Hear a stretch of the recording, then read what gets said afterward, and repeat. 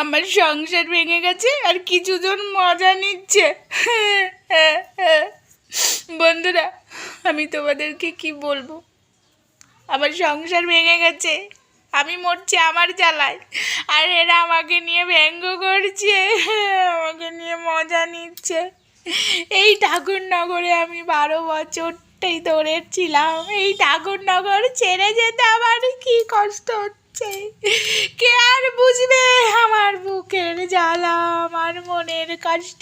সবাই শুধু ব্যঙ্গ করছে আমায় নিয়ে শুধু ব্যঙ্গ করছে।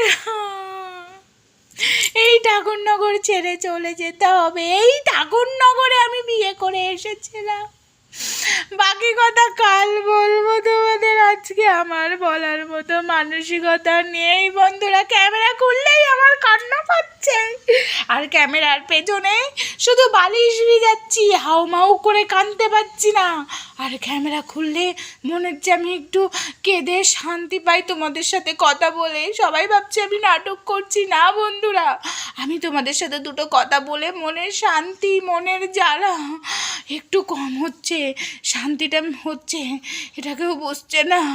এই ঠাকুরনগরের মেলাতে আমি কত আইসক্রিম খেতাম, বাদাম ভাজা খেতাম বেরুকে নিয়ে। এই ঠাকুরনগর মেলাতে আমি কত নাগরদোল্লায় তুলেছি, কত 5 টাকা 10 টাকার জিনিস কিনেছি। আর এই ঠাকুরনগর আসবো না আমি।